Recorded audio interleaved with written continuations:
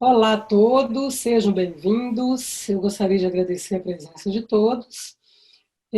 Meu nome é Maria Auxiliadora Martins, eu sou intensivista e professora aqui da Faculdade de Medicina de Ribeirão Preto e sou presidente do Núcleo Regional da SOPAT de Ribeirão.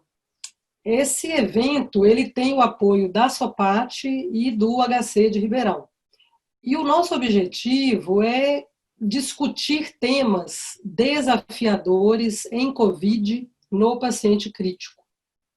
Eu lembro a vocês que essas aulas vão ficar gravadas na nossa plataforma do YouTube, que é CTI HCRP. Toda quarta às 20 horas, a gente vai ter um vídeo novo. Então é interessante que vocês se inscrevam para receber essas notificações de aulas novas.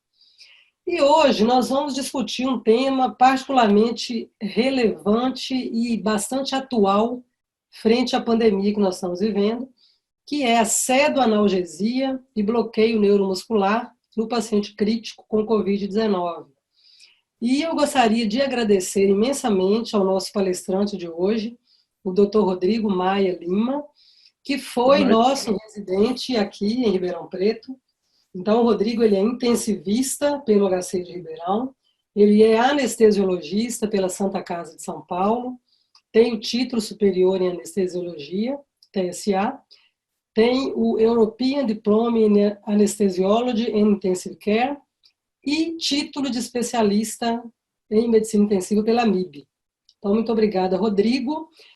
E eu gostaria de convidar o Rodrigo para começar a apresentação, Rodrigo, assim que você estiver pronto.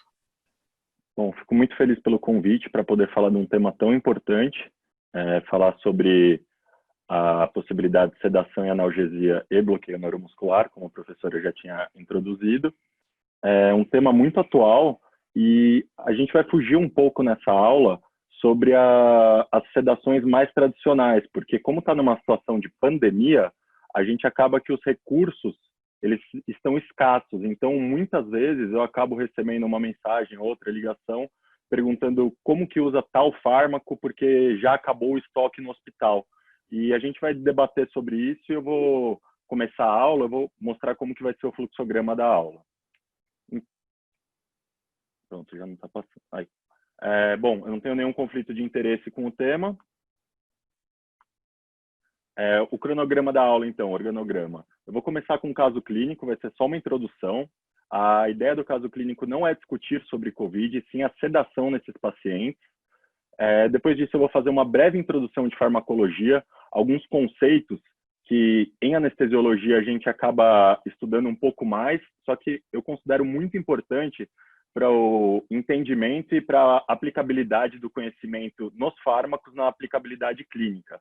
E aí eu vou dividir a aula entre agentes hipnóticos, opioides, bloqueadores neuromusculares, adjuvantes e as populações em especial. Tá? Então, o caso clínico que a gente vai começar, o paciente COVID, 19 anos, previamente ígido, da entrada no pronto-socorro com história de taquipneia, febre e anosmia, e durante a avaliação inicial ele apresentou um quadro de hipoxemia. Inicialmente no pronto-socorro ele já evolui com insuficiência respiratória e necessidade de intubação. A gasometria controle dele, depois de 30 minutos, tinha uma relação PO2-FO2 de 100. A primeira pergunta que a gente vai debater, esse paciente, ele precisa de bloqueio neuromuscular contínuo? Se a resposta for, caso sim, qual a opção para ele e por quanto tempo? Quais opções de sedação podem ser aplicadas nesse caso? No terceiro dia, o paciente apresentou piora dos parâmetros e foi optado por pronar. Tem alguma alteração ou alguma peculiaridade no paciente em posição prona para ser sedado? Depois disso, no quarto dia, o paciente apresentou com melhora dos parâmetros ventilatórios e iniciou o desmame da ventilação e da sedação. Ele evoluiu com assincronia importante, aumento da frequência cardíaca e da pressão. Foi realizado um bolo de sedação com melhora clínica. O que pode ter acontecido? E no sexto dia, teve uma nova tentativa de desmame ventilatório, porém o paciente evoluiu com uma piora da função renal. Isso vai ter alguma alteração para a gente em relação ao manejo dos fármacos para esse desmame? Bom, então a dúvida que fica, como que a gente vai fazer para sedar esse paciente? Será que a gente tem mais opções do que o midazolam e o fentanil e o bloqueador neuromuscular contínuo, cada vez mais em anestesia, a gente vem observando que existe uma tendência em reduzir o uso de opioide. Ano passado, eu tive a oportunidade de ir para o Congresso Americano de Anestesia e eu fiquei impressionado com a quantidade de aulas que foram feitas em relação ao problema, a crise de opioides nos Estados Unidos. Para ter uma ideia, o custo anual nos Estados Unidos gira em torno de quase 80 bilhões de dólares, entre tempo de internação, entre processo, questão do paciente ficar afastado, reabilitação. Então, é uma realidade. A questão de óbito, nos Estados Unidos, morre em média 130 pacientes por dia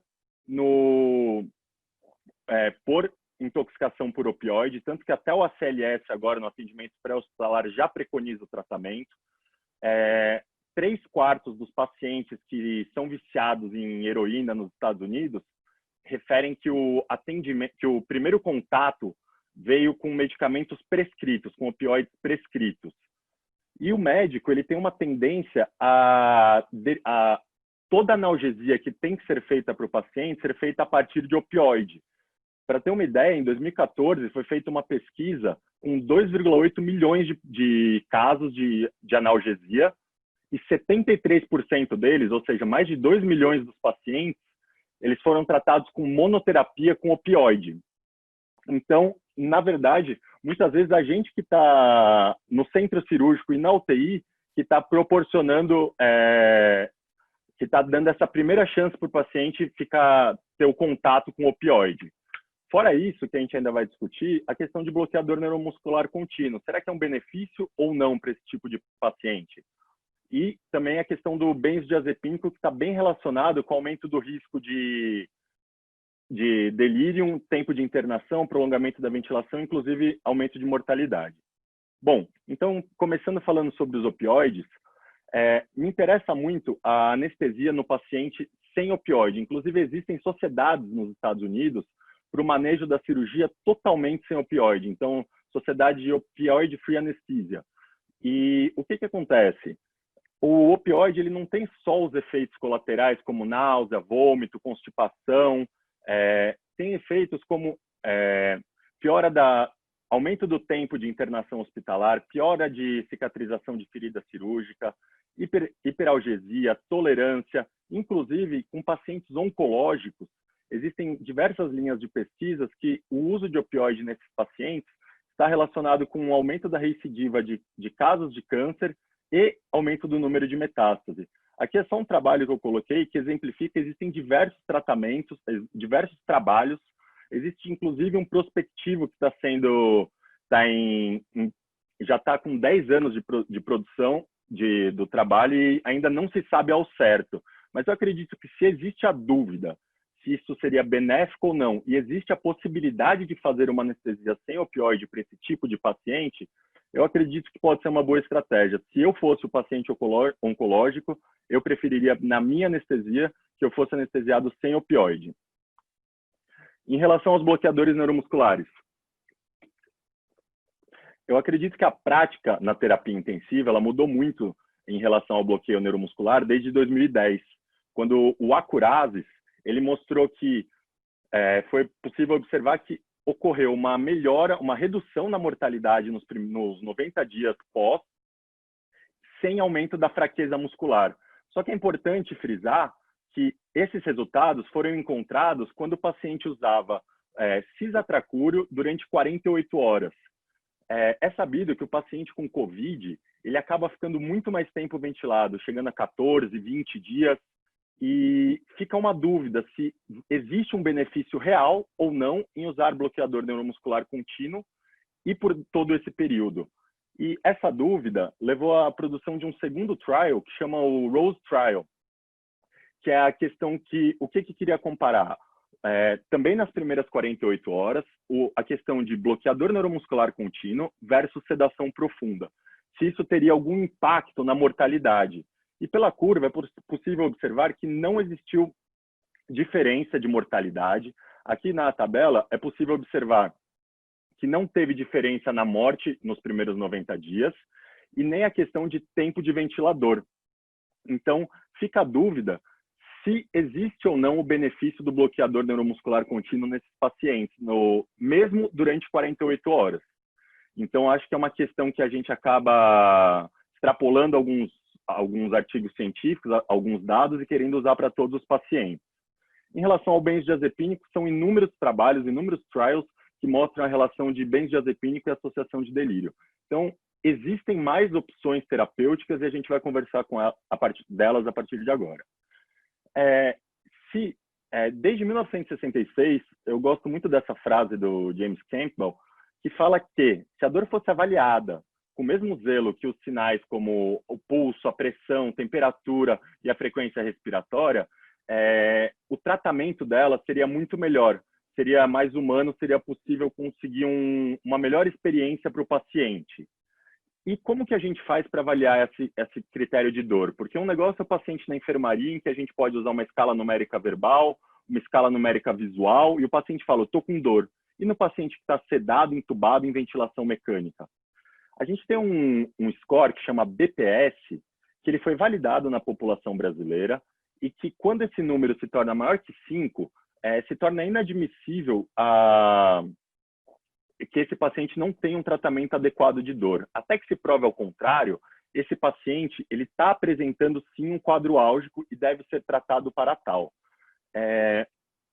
Então, se o paciente está assincrônico, está impossível ventilar esse paciente, ele já está com um score de 4. Então, se ele está com uma movimentação associada com isso, o paciente muito provavelmente está com um quadro álgico. E o que acaba acontecendo em diversas unidades de terapia intensiva? O paciente fica assincrônico, ao invés de tratar a causa, acaba sendo realizado o bloqueador neuromuscular para tratar a consequência. Bom, então a gente já sabe como avaliar, vamos entender um pouco da farmacologia para poder falar muitas vezes, quando a gente fica em dúvida de qual medicamento usar, saber quando vê algumas informações, qual tipo de anestésico, qual tipo de opioide, analgésico escolher. Então, basicamente, os fármacos, quando a gente está falando em fármaco hipnótico, quando está falando de opioide, a gente usa o modelo tricompartimental. Então, o que acontece? A gente tem o compartimento V1, V2 e V3. V1, basicamente, vai ser o volume do sangue, mais os órgãos ricamente vascularizados. V2, o grupamento muscular, e V3, a gordura. Então, quando fez a medicação EV, o que vai acontecer? O medicamento vai no compartimento central, já tem ação na biofase, que é o seu sítio de ação efetor, no caso vai ser o sistema nervoso central. A partir daí, a gente tem o início da ação. E quando que essa ação vai terminar? Quando que o fármaco encerra seu efeito? Isso vai depender da redistribuição, que ela pode ser rápida ou lenta. Então, uma redistribuição rápida é do compartimento central para o músculo e uma redistribuição lenta é do compartimento central para o tecido adiposo. E fora isso, a metabolização. A maioria dos fármacos que a gente vai conversar tem a metabolização hepática. E quando ocorre esse clearance, que vai ser o grau dessa extração hepática, ele vai depender de algumas variáveis. Ele depende o clearance vai depender do fluxo sanguíneo hepático. Então, situações em que podem prejudicar esse fluxo, como idade avançada, queda do débito cardíaco, isso vai prejudicar a nossa metabolização.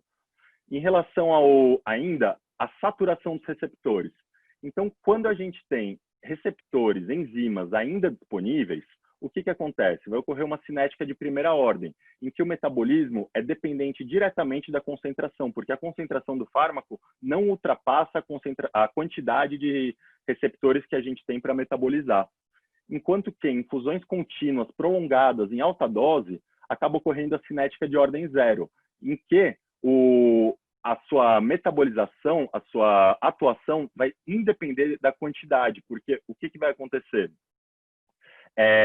Já extrapolou, então a gente acaba tendo mais fármaco e, consequentemente, acaba tendo mais efeito colateral. A excreção renal desses metabólitos, ela ocorre após a metabolização hepática, em que esses metabólitos se tornaram mais solúveis em água. Em relação ainda à farmacologia, as drogas podem ter a sua extração hepática, elas podem ser de alta taxa de extração hepática e de baixa taxa de extração hepática. Então, como a gente falou da cinética, os que têm baixa taxa de extração hepática, eles independem do fluxo, enquanto que os de alta taxa de extração hepática acabam dependendo demais da perfusão hepática. Então, outras variáveis que a gente tem que ter em mente para poder entender, inclusive comparar os fármacos, por que esse fármaco é melhor que o outro? São conceitos como eficácia e potência. Então, o que define se esse fármaco que eu vou utilizar ele é mais eficaz do que outro? A gente tem que ter uma medida como, por exemplo, atividade do sistema nervoso central. Então, se eu falar que o benzodiazepínico ele é menos efetivo, menos eficaz do que o barbitúrico, quer dizer que ele reduz menos atividade cerebral do que o barbitúrico. Enquanto a potência, eu vou pegar um efeito, certo? Então, o determinado efeito que eu quero ver vai ser a analgesia. Para eu obter essa analgesia, eu vou precisar ver o quanto de fármaco foi necessário. Então, um fármaco mais potente, ele precisa de uma menor quantidade para ter o mesmo efeito. Além disso, tem as questões de velocidade de início de ação. Isso é muito importante na questão, por exemplo, precisa escolher o fármaco para indução em sequência rápida. Então, quais são as variáveis que me importam para saber se esse início de ação vai ser no momento que eu quero? Então, a lipossolubilidade, quanto maior a lipossolubilidade, mais rápido é o início de ação. O fluxo sanguíneo cerebral, se o fluxo é adequado, o fármaco chega mais rápido até o sistema nervoso central. O pKa, que é a característica do pKa, o que é? É o pH no qual o fármaco está em 50% na forma ionizada e 50% na forma não ionizada. Para ter ideia o quão isso é importante, fármacos, por exemplo, como o alfentanil, no pH fisiológico ele tem uma forma não ionizada de 90%. Então, o seu início de ação é muito rápido. O grau de ligação proteica, quanto menor for a ligação proteica, mais rápido é o início de ação e mais demorado é a sua metabolização. E é o tempo de ação em cada compartimento, que eu comentei, a questão do compartimento central, tecido muscular e subcutâneo. Outro conceito importante é a questão da meia-vida de eliminação. Existem dois conceitos que a gente usa. O tempo de meia-vida beta, que após um bolus isolado, o que vai acontecer? Quanto tempo demora para a redução de 50% da sua concentração? E a meia-vida contexto sensitiva, que está relacionado também com o tempo para que a concentração do fármaco reduza em 50%, porém, após o término de uma infusão contínua. Isso é muito importante na escolha de fármacos no centro cirúrgico, na anestesiologia. Na terapia intensiva, a gente consegue lidar um pouco melhor com essa questão do perfil contexto sensitivo, porque por mais que o paciente tenha um despertar mais lento, isso não vai segurar uma sala de centro cirúrgico, a gente consegue desmamar a ventilação do mesmo jeito, principalmente nesse cenário atual de crise, de pandemia e com um recurso limitado. Agora, falando especificamente dos fármacos, a gente vai começar falando do tiopental, que é um fármaco que acaba que as pessoas têm muito pouca experiência com o fármaco. Na verdade, eu tenho experiência com fármaco para neurointensiva e para neuroanestesia. O tiopental é um tiobarbitúrico. O seu mecanismo de ação é igual ao mecanismo de ação do propofol na questão da hipnose. Então, ele vai reduzir a dissociação do GABA e do seu receptor. Com isso, vai aumentar a condutância do cloreto e, com isso, vai ocorrer hiperpolarização. Quando a célula está hiperpolarizada, o que vai acontecer? Vai ocorrer uma inibição funcional dos neurônios pós-sinápticos e, com isso, o paciente vai manter sedado. Quando é feita uma infusão em bolos, pelos mecanismos que a gente já comentou, a questão de redistribuição rápida e redistribuição lenta, depois que é feito o medicamento, o seu despertar em bolos, ou seja, o tempo de meia-vida beta, é rápido. Porém, a infusão contínua é um fármaco que se acumula muito no subcutâneo. Tanto que a concentração em V3 chega a ser de 6 a 10 vezes maior do que em V1. Raramente, então, é utilizado em anestesia. Geralmente é utilizado em anestesia quando é na neuroanestesia. O fármaco reduz a atividade, o metabolismo cerebral em até 55%. E quando que é sabido que chega nessa redução? quando o eletroencefalograma se torna isoelétrico. A partir daí, nem existe mais benefício em aumentar a dose do tiopental. Fora isso, ele vai causar uma redução da pressão intracraniana, redução do fluxo sanguíneo cerebral e efeito anticonvulsivante. Ele tem características neuroprotetoras, só que nunca mostrou benefício em questão de manejo de pós-parada.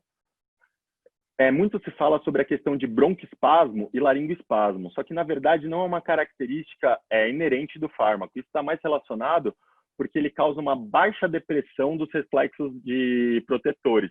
Então, por falta de plano anestésico, essa é uma questão que pode levar o paciente a ter uma hiperreatividade de via aérea. Ele causa alterações hemodinâmicas importantes, tanto depressão miocárdica direta quanto vasodilatação. Essa vasodilatação é seguida de uma taquicardia compensatória. Isso é mais proeminente ainda nos pacientes hipovolêmicos e idosos. Em relação ao propofol, que é uma emulsão derivada da lecitina do ovo, ela é um fármaco igual ao tiopental, já foi dito, que tem ele atua reduzindo a dissociação do GABA e do seu receptor. A dose de sedação que acaba sendo utilizada é de 25 até 75 microgramas quilo minuto.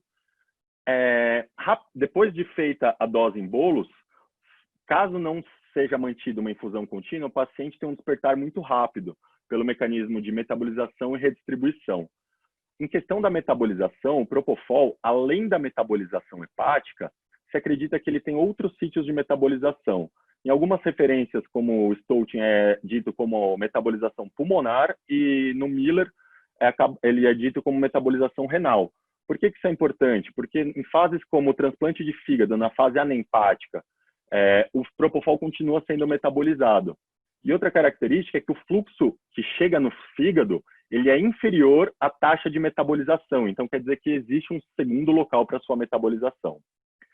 Fora isso, o paciente, o propofol, ele causa uma redução da pressão intracraniana, do fluxo sanguíneo cerebral, tem efeito anticonvulsivante também causa um EEG isoelétrico, só que esse fármaco ele tem um perfil contexto meia-vida contexto sensitivo muito superior ao tiopental, sendo assim o despertar chega a ser 10 vezes mais rápido. As alterações hemodinâmicas do propofol, elas estão relacionadas elas são mais proeminentes, mais importantes do que as alterações que são encontradas, inclusive, com o tiopental. Ela causa a queda da resistência vascular sistêmica, queda da resistência vascular sistêmica, da pressão miocárdica, e também vai ter a diferença em relação ao tiopental é que causa uma bradicardia, porque tem uma inibição do reflexo baroreceptor. Só que acontece que a gente acaba tendo medo de usar o propofol em infusão contínua em terapia intensiva. Por quê? Por causa da síndrome de infusão do propofol. Eu já tive a oportunidade, não foi uma boa oportunidade, mas eu tive a oportunidade de pegar alguns casos com síndrome de infusão do propofol. E o que acontece? Alterações hemodinâmicas importantes, como bradicardia e hipotensão, associadas a uma acidose metabólica importante e rabdomiólise. Sem ser isso, um aumento de triglicéridos também bem importante. E como que a gente faz para evitar isso? Em questão de tempo, fica meio difícil a gente saber quanto tempo o paciente vai ficar sedado, mas em questão de dose, tem uma regra prática que se você fizer um cálculo de peso por 2, então, por exemplo, um paciente de 70 quilos, se eu infundir até 35 ml por hora, essa concentração vai ser igual a 5 miligramas por quilo-hora. Então, se respeitar a concentração de peso por 2, já fica numa certa margem de segurança para a utilização. Em relação ao midazolam, o midazolam ele é um fármaco, então, um benzodiazepínico, é o mais utilizado da classe. Ele tem um mecanismo de ação um pouquinho diferente, ele vai aumentar o acoplamento entre o GABA e seu receptor. É um fármaco de uma meia-vida muito rápida, acaba sendo usado mais para situações como cirurgia, questão de ansiólise para um exame, questão para amnésia, mas pode ser usado em infusão contínua com uma grande segurança, para os pacientes em terapia intensiva. Ele tem um efeito lipossolúvel, ou seja, um rápido efeito de ação no sistema nervoso central. Ele atua em sistema nervoso central, reduzindo o fluxo sanguíneo cerebral e a taxa metabólica cerebral. Porém, não tem características neuroprotetoras. Apesar também de ter um efeito anticonvulsivante, não apresenta um eletroencefalo isoelétrico e não tem efeito neuroprotetor. Tem metabolização hepática, então o paciente hepatopata ele apresenta aumento da concentração da droga, e a excreção do midazolam, ele tem um metabólito ativo, que é o alfa-hidroximidazolam. Ele é equipotente ao midazolam, ou seja, pacientes com insuficiência renal, eles apresentam um prolongamento do tempo de ação, ou seja, um retardo no despertar. Causam uma depressão respiratória importante em pacientes obesos, principalmente se associados ao opioide. Tá? Em relação à ketamina, cetamina, destrocetamina, é um fármaco que tem uma característica única de causar uma anestesia dissociativa. Ele causa uma inibição tálamo-cortical, que é o responsável pela analgesia e pela amnésia, e estimula o sistema límbico, o que leva à questão dos sonhos delirantes e alucinação. O mecanismo principal de ação é via antagonismo NMDA. Então, o que vai acontecer? Geralmente, na cascata da dor, o que vai acontecer é que o glutamato se liga ao NMDA e, com isso, aumenta o influxo de sódio, potássio e cálcio. O NMDA impede que isso ocorra, consequentemente impedindo o influxo desses íons, do sódio, do potássio e do cálcio. Ao se ligar nos canais de sódio, ele tem um leve efeito como anestésico local, e ao se ligar aos receptores opioides também, o que ocorre é um mecanismo de analgesia leve. Ele é um fármaco lipossolúvel, tem um rápido início de ação, tem uma meia-vida que é de 2 a 3 horas, apresenta um metabolismo hepático, uma eliminação renal, com metabólito ativo que é a norcetamina, que tem uma potência de 1/3 a 1/5 da ketamina. Ele apresenta uma potência, uma analgesia bem importante, apresenta ainda efeito poupador de opioide, tanto pela analgesia NMDA, quanto pela analgesia,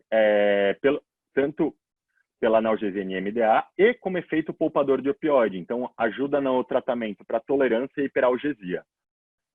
Porém, em relação ao sistema nervoso central, é o único fármaco da classe que aumenta a pressão intracraniana e o fluxo sanguíneo cerebral,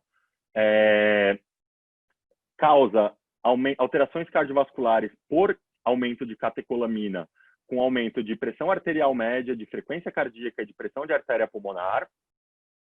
Porém, quando esse paciente já se apresenta chocado, ele também vai apresentar um efeito cardiodepressor direto. Tem um aumento do consumo do miocárdio por essas características, e é ideal para manejo de via aérea de paciente com hiperreatividade. Então, o paciente que é asmático, por exemplo, é um paciente que vai se beneficiar com o uso desse fármaco. Porém, se esse paciente não se apresenta intubado, ele apresenta um risco maior de laringoespasmo, por questão do aumento da produção de secreção. Quem já utilizou não sabe que isso não é teórico, isso é prático. Ao se utilizar a ketamina no paciente sem estar intubado, o aumento da secreção é bem importante. Apesar de ter um metabolismo renal, uma excreção renal e um metabólito ativo, eu cheguei a conferir as doses e ajuste no UpToDate e não existe recomendação para ajuste no paciente com insuficiência renal. Agora, falar um pouco em relação aos opioides. Opioide é toda e qualquer substância que se ligue aos receptores opioides e produzam algum efeito. Pode ser esse efeito agonista, pode ser esse efeito antagonista. Tem como seu sítio de ação a biofase, tanto para os seus efeitos desejados, como analgesia e sedação, quanto para os seus efeitos indesejados, como a depressão respiratória. O único efeito que não está relacionado com o sistema nervoso central, que seu sítio efetor, é o trato gastrointestinal na questão da constipação. Como que é o mecanismo de ação? A inibição da transmissão ascendente via medula espinal, e fora isso, a ativação da modulação da dor. Então, o corpo vai interpretar diferente esse estímulo álgico. Como que a gente compara, então? Eu cheguei a falar a questão da eficácia no começo da aula, só que eu não falei da questão da afinidade. Então, quando o opioide ele apresenta um opioide que tem uma afinidade grande ao receptor, ele pode se ligar, porém ter um efeito agonista ou antagonista. Então, por exemplo, um opioide como o fentanil, ele tem uma afinidade ao receptor, porém seu efeito vai ser de produzir analgesia, enquanto a naloxona, por exemplo, ele tem afinidade, porém, o que vai acontecer? Ele vai ter um efeito antagonista. E para comparar isso, o que a gente vai fazer? A gente observa a efetividade, a eficácia. Então, nessa curva dose-efeito, o que acontece? Ao comparar o fármaco A com o fármaco C, é possível observar que, para atingir o mesmo efeito, o fármaco A necessita de menos dose do que o fármaco C. Então, exemplos que poderiam funcionar para esse caso. O fármaco A poderia ser o fentanil e o fármaco C poderia ser a morfina, em que os dois têm um efeito máximo, só que para atingir uma analgesia máxima, a morfina necessita de uma maior dose. Enquanto que o fármaco B, possivelmente é um agonista parcial, no caso como a buprenorfina, que só tem um efeito agonista Mi e não chega ao efeito máximo comparando com os outros fármacos. Então, como que é o mecanismo de ação dos opioides? Esse opioide, ao se ligar a um receptor, esse receptor está acoplado à proteína G, vai ocorrer uma inibição da adenilato ciclase, uma redução do AMP cíclico. Com isso, vai ter uma inibição dos canais de potássio e de cálcio, que também vai levar a uma hiperpolarização. Ao hiperpolarizar, tem uma redução do glutamato e da substância P, e com a redução desses produtos, o que vai acontecer? O neurônio ele fica menos estável, vai ter uma menor estabilidade, modulando a passagem da informação. Então, quando o opioide entra em contato em V1, no compartimento central, a sua ação pode ser influenciada pelo peso, pela função hepática, pelo débito cardíaco, tudo que influencia tanto nos compartimentos, influencia no seu metabolismo. E o término da ação vai ser também via metabolismo e via redistribuição rápida se for para V2, que é o compartimento muscular, e a redistribuição lenta para V3. Qualquer fármaco que atue no citocromo P450, seja inibindo, seja estimulando, vai influenciar na duração do opioide. E duas características muito importantes dos opioides, principalmente na taxa de infusão contínua, muitas vezes a gente acha que 1 ml hora de fentanil é uma dose baixa, que não causa, que não tem problema, que o paciente precisa da analgesia, mas na verdade pode ser o suficiente pela infusão prolongada a hiperalgesia, que é caracterizada pelo um aumento paradoxal da dor, mesmo aumentando a dose de opioide. Enquanto que a tolerância é um pouquinho diferente, ele parece, mas é diferente. A tolerância necessita de uma maior dose para um mesmo efeito. E como que é possível diferenciar uma da outra? O paciente que apresenta, está com um quadro álgico, é feito um bolos de opioide e não apresenta melhora, esse paciente pode apresentar um quadro de hiperalgesia. Enquanto que a tolerância, quando se faz um novo bolos dessa medicação, o paciente pode apresentar uma melhora falando a favor de tolerância. E quais são os efeitos dos opioides? Então, ele vai causar analgesia e sedação, pode causar depressão respiratória por efeito direto no tronco, então, tanto aumentar a resistência ao CO2, diminuir a frequência respiratória. A ventilação do paciente com opioide espontânea, o paciente tenta manter um volume minuto às custas de uma baixa frequência respiratória, porém de um alto volume corrente, que não é o que a gente quer num paciente com AIDS, com SARA, com COVID, que vai precisar ficar em ventilação, mesmo espontânea ou impressão de suporte. E ele tem ação também direta no tronco cerebral. A náusea e vômito é uma questão de dose dependente, então quanto maior a dose, mais fácil de apresentar a náusea. E os efeitos hemodinâmicos são caracterizados por um efeito que é simpaticolítico e parasimpático mimético, então leva a uma queda de frequência e queda de pressão. Então, o opioide que é utilizado como referência para comparar qualquer outro opioide é a morfina, que tem esse nome em homenagem a Morpheus, que é o deus do sono, o deus dos sonhos, desculpa. Ele é utilizado, então, já a longo prazo, é utilizado pelos anestesiologistas para infusão contínua pela analgesia controlada pelo paciente, as bombas de PCA. Então, apesar de ser um fármaco que é muito utilizado, ele tem algumas características peculiares. Então, por exemplo, é um fármaco mais hidrossolúvel, então tem seu início de ação mais lento e, consequentemente, seus efeitos colaterais também são mais lentos. Então, ele pode apresentar uma depressão respiratória tardia,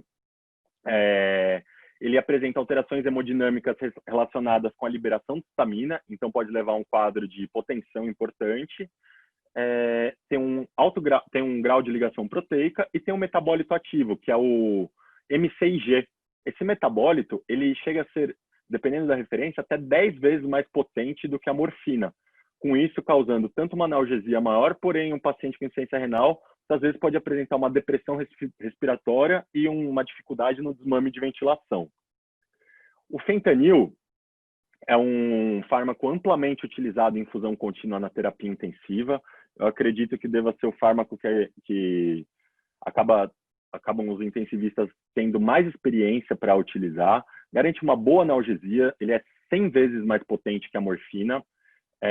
Ele é muito lipofílico, então tem um início de ação bem rápido. Ele passa a barreira hematoencefálica mais rápida, tendo seu efeito um rápido início de ação. Em dose única, ele apresenta um rápido início e término de ação, porém a sua meia-vida contexto sensitiva não é adequada para infusão contínua, principalmente em pacientes em centro cirúrgico. Porém, em terapia intensiva, essa é uma variável que pode ser, não se torna a maior prioridade. Tem um alto grau de ligação proteica, então, como uma base fraca, ele vai se ligar a alfa-1-glicoproteína ácida. E o que acontece? Por que isso é importante? Muitas vezes, o paciente que está apresentando uma tolerância, você pode usar uma estratégia de associar a lidocaína em infusão contínua nesse paciente, que também é uma base fraca, vai competir pela mesma proteína, pela alfa-1-glicoproteína ácida, e vai liberar mais opioide na circulação, tendo mais droga livre para ter seu efeito.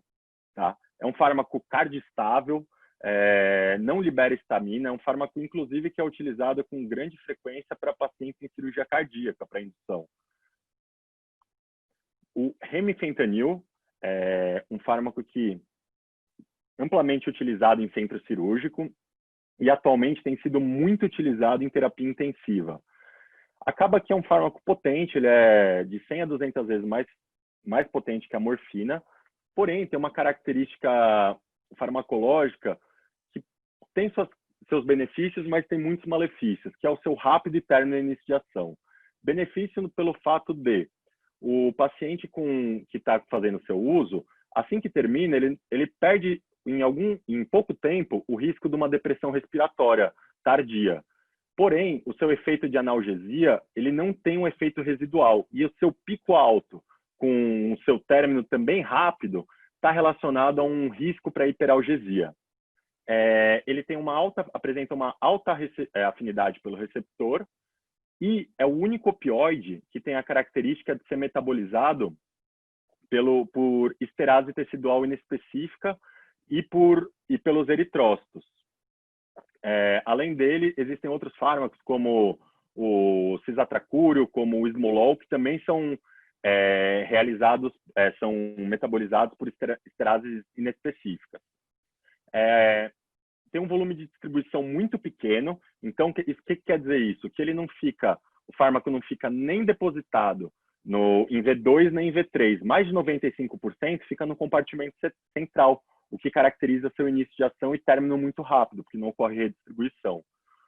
O bolus desse fármaco está relacionado com o risco de rigidez torácica, e doses acima de 0,5 estão relacionados a um risco de hiperalgesia.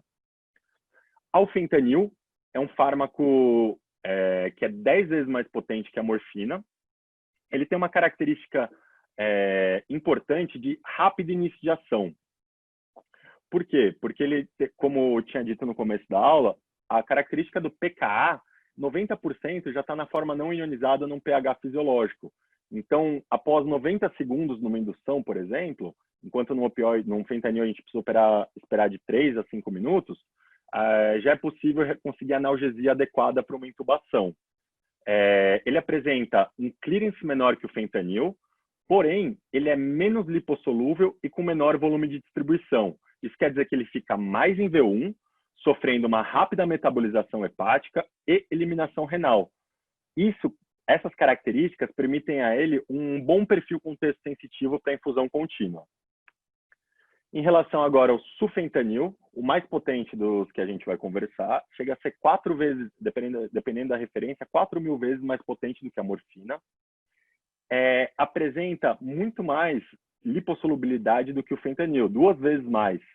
Porém, tem um menor volume de distribuição e uma maior ligação proteica. Com isso, o fármaco ele tem um menor volume de distribuição, ele acaba tendo uma distribuição menor para o tecido adiposo e fica mais ligado com proteína. Com isso, apresenta um bom perfil para infusão contínua, um perfil melhor do que o do fentanil. E a metadona, que é um fármaco que é amplamente utilizado nos Estados Unidos para tratamento de abstinência e dependência, também pode ser utilizado para tratar a tolerância e hiperalgesia, tem um bom perfil farmacocinético, tem uma boa absorção por via oral, numa dose de 5 miligramas de 8 em 8 horas para o paciente com a função renal normal, podendo ser reduzida em metade dessa dose no paciente com insuficiência renal. Tem uma meia-vida longa, ou seja, quando o ajuste de dose da metadona geralmente é feito a cada 2 dias e meio, a cada 60 horas. O início de ação é lento, inclusive endovenoso. Em cirurgia, ele é utilizado ou já no início como ou pode ser utilizado 1 hora antes do término da cirurgia para conseguir uma analgesia adequada. Não é utilizado como resgate, então, porque ele tem um término uma demora para o início de ação, e o seu mecanismo de ação é via antagonista NMDA e agonista Mi, tá? É o antagonista NMDA mais potente que existe. Em relação agora aos bloqueadores neuromusculares. Como curiosidade, o bloqueador neuromuscular, ele não é um fármaco novo, não foi recém-descoberto. A primeira descrição que tem é de 1516, um livro descrito por Pietro Martino, que é descrito como um suco destilado de algumas árvores em que os índios mergulhavam flechas e, ao atingir os animais, esses animais evoluíam com uma insuficiência respiratória. Isso foi atribuído só em 1938 a D. tubocurarina. Então, já é antigo e é muito utilizado em anestesia para melhorar as condições de intubação, para melhorar campo e mobilidade, por exemplo, para cirurgias robóticas, cirurgias de vídeo, em que o paciente não pode mexer. Em UTI é utilizado mais para otimização de ventilação mecânica. Seu sítio de ação é no receptor colinérgico nicotínico, na placa terminal. E o mecanismo de ação que eu vou abordar, eu não vou falar dos despolarizantes, que é o caso da succinilcolina, eu vou falar dos de infusão contínua. No caso, os adespolarizantes, que podem ser utilizados em infusão contínua, o mecanismo de ação vai ocorrer um antagonismo competitivo da acetilcolina no receptor nicotínico pós-sináptico. E por que isso é importante? Porque a acetilcolina, quando se liga nesse receptor pós-sináptico, ela vai precisar se ligar a 2 subunidades alfa para poder ocorrer o quê? A despolarização com liberação de cálcio pelo retículo sarcoplasmático e a contração. Enquanto que o bloqueador neuromuscular, ao se ligar a uma subunidade, já é suficiente para ter um bloqueio muscular. Porém, a paralisia só é obtida quando mais de 90% dos receptores são bloqueados. Eu coloquei uma característica interessante aqui da questão de ação mais rápida nos músculos centrais. O porquê que isso é importante? Porque existe a possibilidade de se monitorizar o bloqueio neuromuscular com o TOF, que é um monitor de bloqueio em que é possível observar, na maioria das vezes, a adução do polegar por estímulo do nervo ulnar. Ou seja, o retorno, quando se obtém um retorno do adutor do polegar, muito provavelmente já se obteve um retorno do adutor da laringe, ou seja, isso é importante pelo retorno da musculatura do gênio glosso e genióide, Com isso, vai ocorrer a patência da via aérea é permitida, e o diafragma pela questão de manter a respiração. Além disso, tem algumas características dos bloqueadores neuromusculares. Apresentam um volume de distribuição muito grande, ele é igual ao volume dos fluidos extracelulares, e por essa característica, apresenta um pico de ação rápido, porém o seu efeito máximo de 5 a 7 minutos, que no caso a biofase vai ser, o sítio de ação vai ser a junção neuromuscular. O seu efeito vai depender tanto da dose, ou seja, quanto maior a dose, mais rápido vai ser o seu efeito. Exemplo prático disso é o rocurônio, que pode ser utilizado com doses de 0,3 a 0,6 miligramas, porém na dose de 1,2 consegue uma qualidade de intubação semelhante em 1 minuto à obtida com a succinilcolina, que é utilizado para sequência rápida. Uma questão interessante que eu queria abordar é a questão da proliferação de receptor extrajuncional. Além do paciente queimado, do paciente séptico, do paciente com tetraplégico, os pacientes em UTI acamados por mais de 2 dias apresentam proliferação. E muitas vezes essa é a tolerância, a resistência que a gente escuta falar do paciente em UTI com 4 dias de bloqueio neuromuscular contínuo. Por quê? Porque esses receptores extrajuncionais, eles causam uma resistência ao bloqueador neuromuscular. E, por qualquer motivo, se esse paciente evolui com uma insuficiência respiratória e optado por fazer uma intubação em sequência rápida, com bloqueador neuromuscular despolarizante, como a succinilcolina, é possível entrar num quadro, inclusive, de hipercalemia, levando ao risco desse paciente. Então, em relação aos bloqueadores, o atracúrio é um fármaco que tem uma ação intermediária. O seu metabolismo é uma característica importante, tanto do atracúrio quanto do cisatracúrio, que ele sofre o metabolismo via esterase tecidual e via Hoffmann, que é uma reação que é dependente de temperatura e pH. Então, se o paciente tiver insuficiência hepática, insuficiência renal, isso não vai influenciar.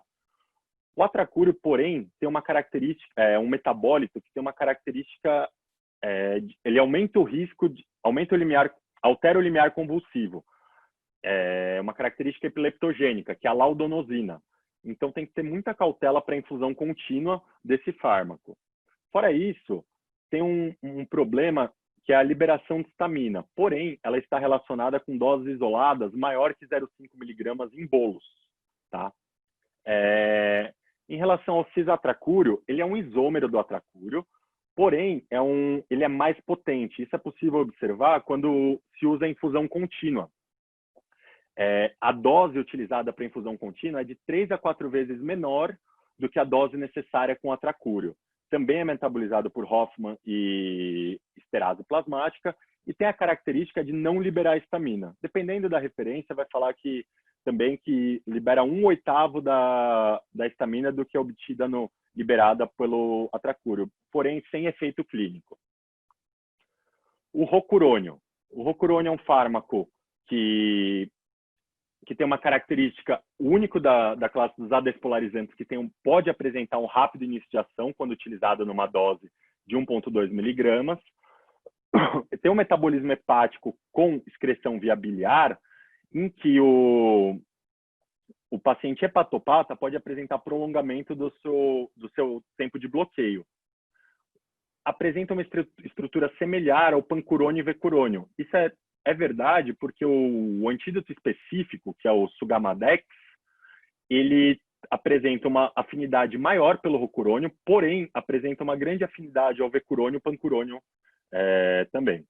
Tem o término de ação é via redistribuição. O pancurônio, que é um fármaco mais antigo, quase não se observava mais sua utilização até entrar nesse quadro de escassez de recurso. Ele é caracterizado por ser um fármaco de longa duração, então após um bolus, o paciente chega a ficar de 1 a 2 horas com bloqueio neuromuscular. Tem um lento início de ação. Por que isso é importante? Não deve ser utilizado como fármaco para indução em sequência rápida. Porém, apresenta características hemodinâmicas bem características, como aumento de pressão, frequência, débito, o que pode ser positivo no uso de um opioide em que o paciente pode evoluir com bradicardia e hipotensão. Não libera estamina, porém o paciente com insuficiência renal pode ter um prolongamento bem importante da sua dose. Os bloqueadores neuromusculares são fármacos que podem apresentar diversas interações medicamentosas.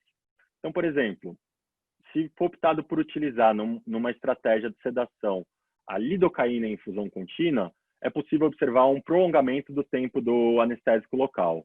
Antibióticos como aminoglicosídeo e polimixina vão potencializar também sua ação.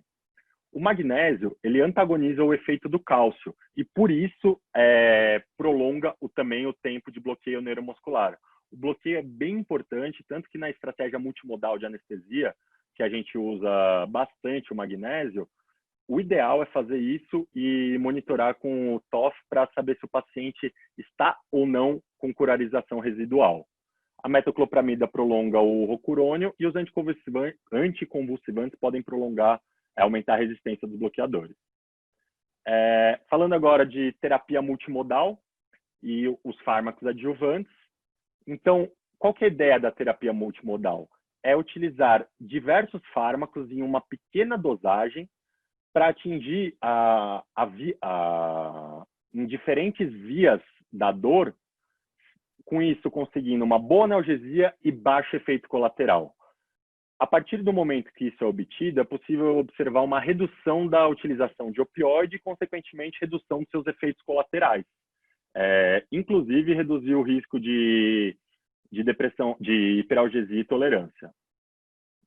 Então, falando na classe dos alfa-2 agonistas, eles vão atuar reduzindo o AMP cíclico, ao inibir a adenilato ciclase. Ele consegue ter uma característica de garantir uma boa analgesia via o corno dorsal da medula, sedação via locus cerúleus e alterações hemodinâmicas bem características como queda de pressão, frequência, débito, por inibir via pré-sináptica a liberação de noradrenalina. Pode também ser utilizado para o tratamento de abstinência opioide e tem uma característica que é importante, que precisa ser avaliada de perto, que pode levar à hiperglicemia, porque o alfa-2 ele tem uma ação direta no pâncreas. Agora, em relação às classes, a clonidina é o alfa-2 agonista que é menos seletivo do que a dexmedetomidina. Tem uma relação de 200:1 em relação alfa-2 pré-sináptico com pós-sináptico. Mesmo assim, sendo utilizado numa estratégia multimodal em anestesia, é possível observar uma redução de consumo da dose de tiopental e propofol em até 1/3, e uma necessidade de propofol no intraop em até metade. Eu coloquei aqui um trial bem interessante de paciente em pós-operatório de aneurisma de aorta, em que foi observado que os pacientes que receberam uma infusão contínua de 1 a 2 microgramas entre a UTI, entre o centro cirúrgico, e manteve com essa infusão na terapia intensiva, apresentaram uma redução do tempo de ventilação mecânica, redução do tempo de UTI e redução do risco de delírio. E é um fármaco nessa questão de crise que é muito mais barato do que a dexmedetomidina, então isso pode se tornar uma opção. Porém, a dexmedetomidina ela tem uma afinidade muito maior ao receptor alfa-2 alfa-1. Apresenta uma meia-vida de 2 a 3 horas, pode ter sua duração prolongada no hepatopata. Uma característica importante é a alteração hemodinâmica que é observada quando utilizada a opção do bolus. Eu, particularmente, não gosto de utilizar o bolus. Por que essa alteração hemodinâmica pode ser importante? O paciente pode apresentar um quadro de hipertensão com bradicardia. Por que isso? Desculpa. Por que isso?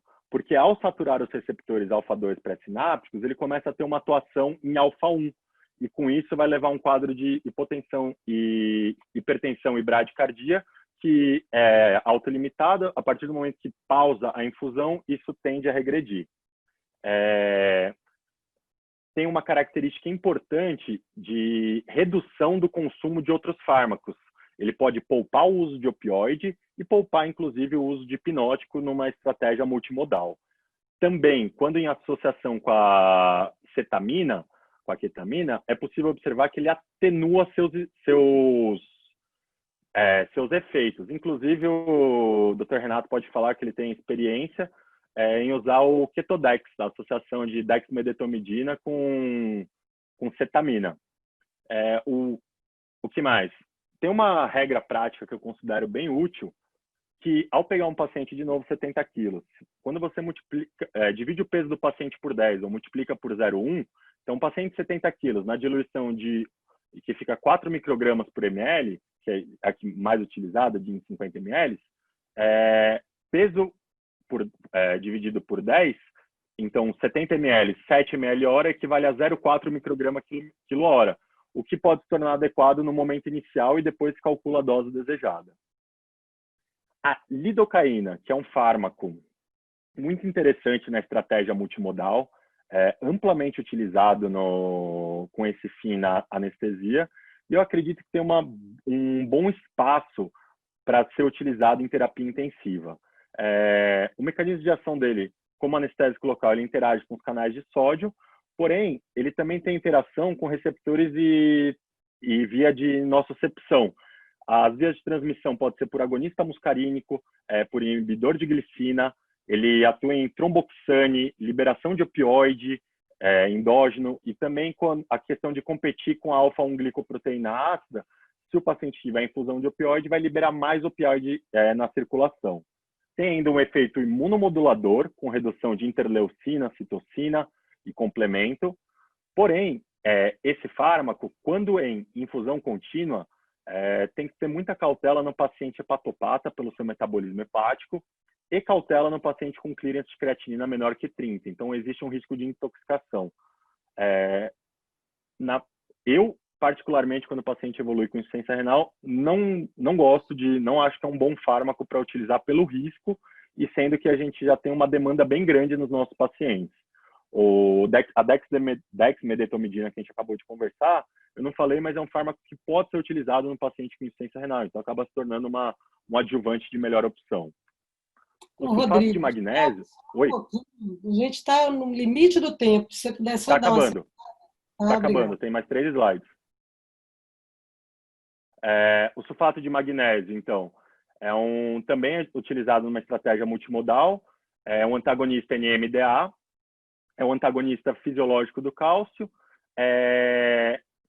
pode ser utilizado, tem como efeito ainda a questão de vasodilatação, com efeitos hemodinâmicos pode levar a hipotensão e taquicardia compensatória, tem um efeito de broncodilatação por efeito direto na musculatura lisa, e pode ser usado em infusão contínua, inclusive no paciente com insuficiência renal.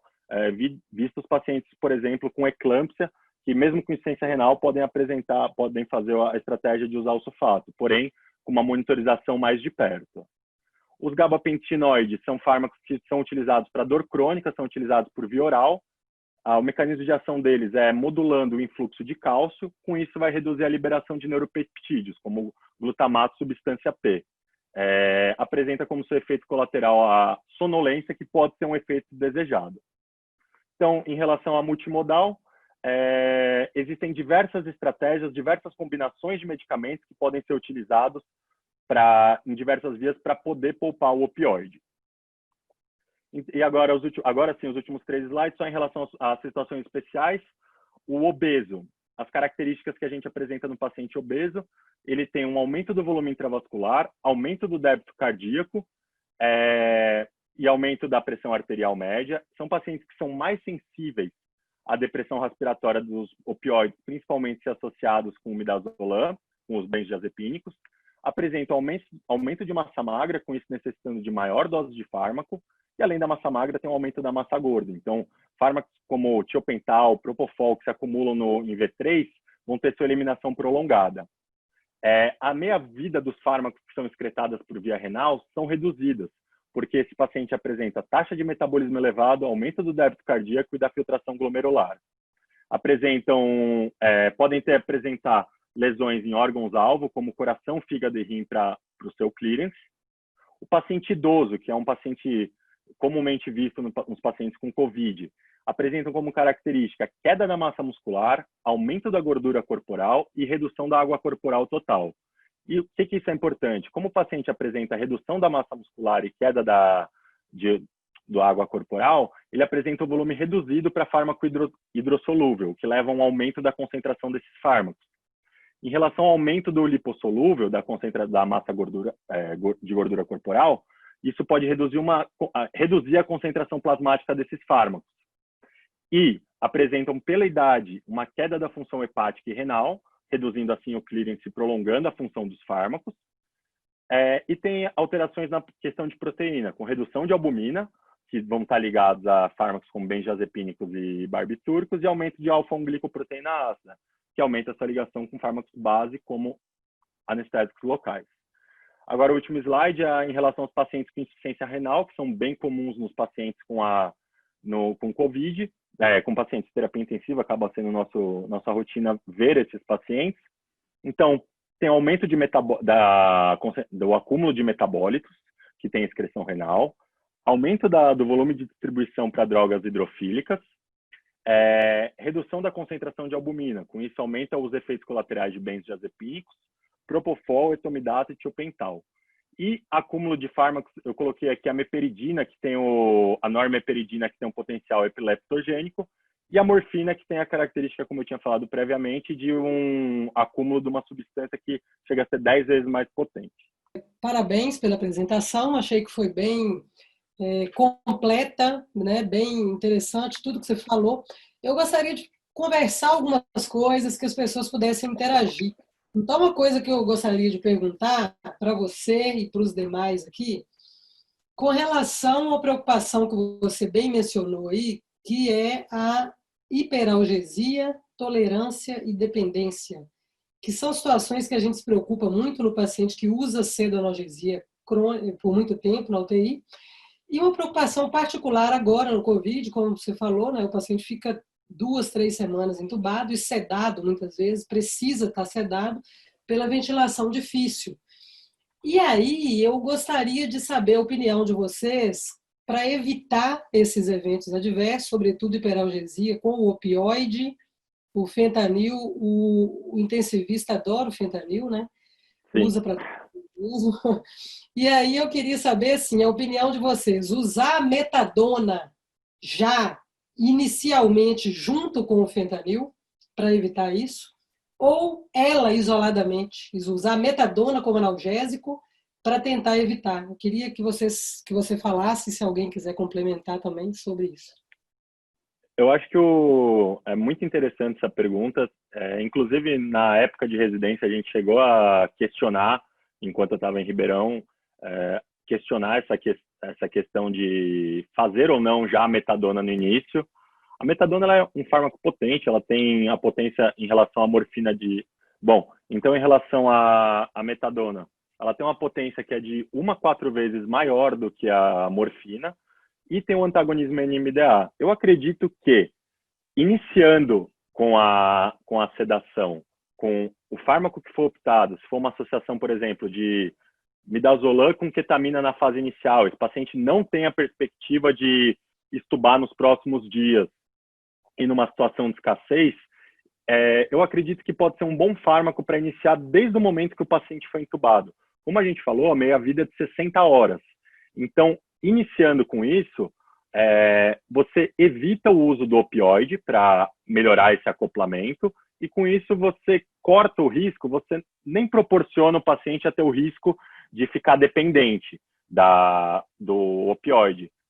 Essa é a minha opinião. Então, eu, Rodrigo, iniciaria sem o fentanil em infusão contínua, porém, iniciaria com a metadona já na posologia de 5 miligramas de 8 em 8 horas e iria observar qual era a resposta desse paciente. E assim, além disso, uma questão que se torna complicada para a UTI é a associação de outros fármacos, como, por exemplo, deixar uma dipirona de horário, um paracetamol de horário.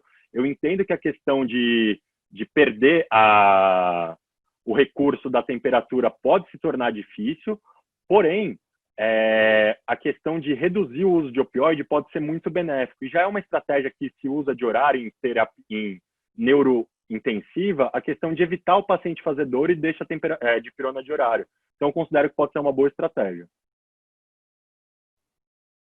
Alguém mais quer comentar? O Renato ou demais presentes aqui?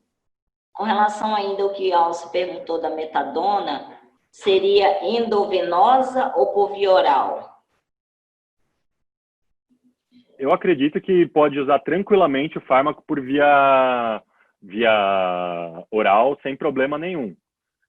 Você tem a opção de fazer endovenosa, só que a biodisponibilidade é boa da metadona por via oral. Auxiliadora, Falcão. Sim. Posso falar? Claro. Eu preparei esses dias quatro protocolos nessa situação de Covid para sedação, analgesia, bloqueador neuromuscular e delírio. Então, se tiver tempo, eu projeto as 4 slides. No slide de analgesia, assim como o Rodrigo comentou, nós incluímos, a partir do momento em que a gente triga a vontade de subir o RAS do paciente, a gente incluiu o uso da metadona por sonda nasentérica, variando até 40 miligramas dia, mas começando aí com 20 miligramas dia da metadona. Então, no momento em que a gente percebe, por exemplo, uma relação PO2 e FO2 maior que 250, o PIB está menor que 15, a fração de injeção está 50, eu estou seguro, já não vou promanar mais o paciente, ele está com o que a gente mais usa, é o fentanil e o midazolam, e às vezes o propofol.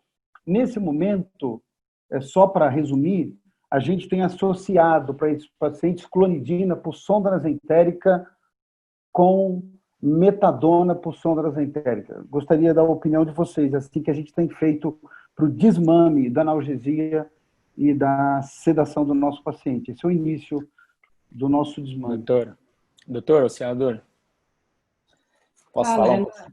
Tudo Sim, bem, claro. pessoal? Boa noite. Rodrigo, parabéns pela aula, foi muito esclarecedora e completa, Obrigado. igual a doutora falou.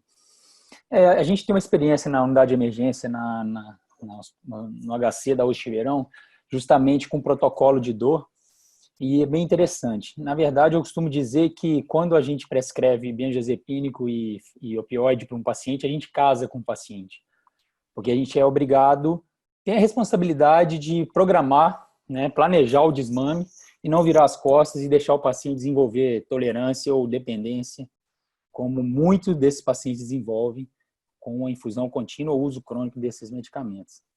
São 2 classes de medicações, basicamente, talvez as únicas que o Rodrigo citou, que causam tolerância e hiperalgesia, causam tolerância e dependência, e opioide, assim como hiperalgesia. Então, é um problema, eu digo que de saúde pública grave no Brasil, porque muitas UTIs no Brasil, a gente deve imaginar que no Brasil existe várias Áfricas e várias Alemanhas aqui dentro, então tem muitas UTIs que não tem nem bomba de infusão, que não tem nem outros fármacos, e que geralmente os médicos têm o costume, né, e o conhecimento de usar apenas midazolam e fentanil. Então, existe um problema grave de saúde no Brasil nesse ponto, porque o que acontece? Quando essas drogas são utilizadas de infusão contínua, e um paciente com Covid-19 já tem por si só uma sedação mais complicada, mais difícil, por conta talvez do efeito viral, no tropismo viral no sistema nervoso central, enfim, outras coisas mais, a gente vê que quanto mais se utiliza essas medicações, mais essas medicações precisam ser utilizadas por conta da tolerância. E aí a gente vê consumos absurdos de midazolam e fentanil em pacientes, 40, 60 ml hora, e aí você acaba tendo uma falta dessas medicações também por conta do uso abusivo. Mas aí, pensando em diminuir, né, o opioide, como a gente tem crise nos Estados Unidos, né, 70 mil americanos morrendo por ano nos Estados Unidos, e é por culpa dos próprios americanos que prescreveram os opioides para esses pacientes e viraram as costas, justamente não se preocuparam, não casaram com pacientes, se preocuparam em desmamar esses opioides dos pacientes. A gente também tem que ter essa preocupação na UTI. E aí eu concordo, doutor Falcão, no nosso protocolo, por exemplo, a gente utiliza metadona nos pacientes que têm perspectiva de ficar entubado por mais de 48 horas. Como os pacientes geralmente vêm e são iniciado geralmente midazolam e fentanil por serem medicações mais práticas e mais de fácil manuseio por todos os médicos do hospital, às vezes o paciente já vem entubado de outro local, então já vem com midazolam e fentanil. E aí, assim, se a gente tem essa perspectiva de maior de 48 horas, a gente começa com metadona mesmo, porque realmente tem alguns trabalhos interessantes mostrando diminuição de tempo de desmame de fentanil, redução de tempo de desmame de ventilação mecânica com a metadona. E a metadona é uma droga muito versátil, né, podendo ser utilizada por via sonda nasointeral. E nesses casos é interessante também dizer, pensando numa estratégia multimodal, se você for utilizar várias classes de medicações de infusão contínua diluídas, você pode ter um ganho hídrico enorme por dia, diário no paciente. Então, utilizar medicações por via sonda nasointeral como a clonidina e metadona é muito interessante. A gente utiliza também na unidade de emergência justamente também pelo fato de diminuir a infusão de líquidos e ter uma posologia mais tranquila, mais fácil de utilizar e reduzir também o uso de bombas de infusão, que várias UTIs aí não têm condição de utilizar várias bombas de infusão. Então, a gente tem uma experiência muito interessante com a metadona. Em trabalhos, vários trabalhos mostram que até 100 miligramas por dia essa medicação é segura, pensando em prolongamento de intervalo QT, como, né, esses pacientes têm um risco maior por conta das medicações que são utilizadas também, outras que a gente conhece. Então, a gente consegue utilizar 60 até 60 miligramas por dia, 20 miligramas de 8 em 8, para esses pacientes e vão bem. O único efeito colateral que a gente observa é o ilho paralítico, extensão abdominal. Aí entram outras medicações, como a lidocaína, que é pró-peristáltica, também diminui o incidência de ilho paralítico. E a gente consegue desmamar midazolam e fentanil desses pacientes assim que possível, a partir de 48 horas. Aí a gente utiliza, às vezes, lorazepam via sonda nasointeral justamente para desmamar o midazolam e não causar síndrome de abstinência. E também dexmedetomidina e dextrocetamina de acordo com a necessidade. Se o paciente estiver fazendo hiperalgesia ou se a gente estiver com dificuldade de sedação. Esses pacientes, além de utilizar a escala BPS que o Rodrigo falou, a gente faz uma utilização da escala de forma rotineira, a gente incluiu a dor como quinto sinal vital nas UTIs da unidade de emergência. Então, a BPS de fato realizada a cada 4 horas. Só mais uma coisa que eu queria falar. Quando a gente utiliza bloqueador neuromuscular, a gente perde totalmente a avaliação da BPS. Então, com o paciente com bloqueador neuromuscular, infusão contínua, a gente não tem mais a escala BPS como avaliação principal de dor nesses pacientes.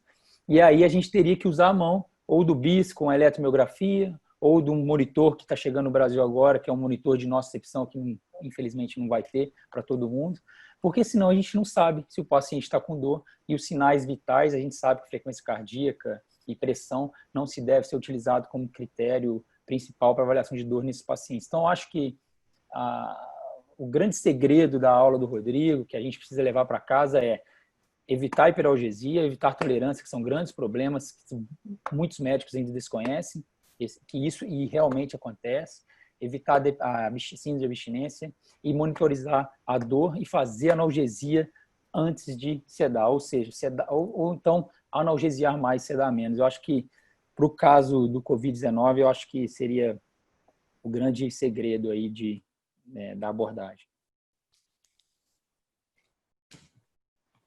Ok, Renato, obrigada. Pessoal, pode ficar à vontade aí. O Falcão queria fazer uma pergunta, a professora Suzana, quem tiver aí. Eu tenho para o Rodrigo, mais uma vez... desculpa, Suzy. Pode falar, Suzy. Eu espero. Eu queria fazer um comentário aqui. Na Covid, eu acho que a gente tem 2 momentos bem difíceis ali. No começo, naqueles pacientes mais graves, é a assincronia. Então, a gente acaba, muitas vezes, tendo que pesar na mão bastante para o paciente ficar sincrônico. Então, a gente está sempre brigando para tentar não usar muito analgossedação, mas nem sempre é fácil. Uma das coisas que a gente acabou fazendo aqui, que são adaptações para a COVID mesmo. Uma é a multimodal, que é mais ou menos a multimodal, e a outra é a rotação. para não acumular muito benzodiazepínico. Então, uma das coisas que a gente se propôs aqui em termos de sedativo, pelo menos, cada 3 dias, por exemplo, a gente usa Propofol, de repente, na fase de instabilidade, a droga de escolha sempre vai ser midazolam fentanil, então logo o paciente estabiliza, a gente passa para Propofol, mas não usa muito tempo. A gente colocou aí uma segurança de 3 dias para trocar e acabou sendo uma estratégia nossa e acaba sempre associando outras drogas, cetamina ou clonidina ou dexmedetomidina, para usar doses bem baixas de midazolam. E outro momento que eu digo que eu acho que é bastante difícil é o que vocês estavam falando, que a gente vê muita agitação quando o paciente é estubado. E eu não sei se, quando falo em delírio, eu tenho minhas dúvidas se isso é delírio. Naqueles que fazem PAV e infecção bacteriana secundária, sim, a gente vê delírio, no idoso com infecção bacteriana. Mas eu acho assim, eu não sei qual é a experiência de vocês, eu até queria ouvir. Eu fico surpresa como os pacientes acordam bem em termos cognitivos depois de 10, 15 dias de ventilação mecânica por Covid. Só que eles passam por uma fase de agitação importante, que parece que é uma síndrome de retirada. Então, eu fico em dúvida se isso é delírio ou é síndrome de retirada. A nossa conduta também é diminuir gradualmente o fentanil e associar a metadona e outros antipsicóticos sempre no sentido de diminuir essa agitação, que também acaba ficando doente 1 ou 2 dias a mais na UTI por causa disso, o que é muito ruim em termos de ocupação de UTI. Com certeza. Bom, fala você, Falcão, depois eu falo. Não, pode falar que escutar você é um privilégio. Imagina. Obrigado. O que no início a gente percebeu aqui, e isso foi algo que mudou muito a maneira da gente abordar a pseudoanalgesia nesses doentes, é que no início a gente iniciava midazolam para todos. E o que nós percebemos foi que esses doentes ficaram com um tempo de ventilação mecânica maior, acordavam com uma alteração do sensório de maneira importante, e a gente acabou podendo comparar 2 formas de poder atuar no tocante à pseudoanalgesia.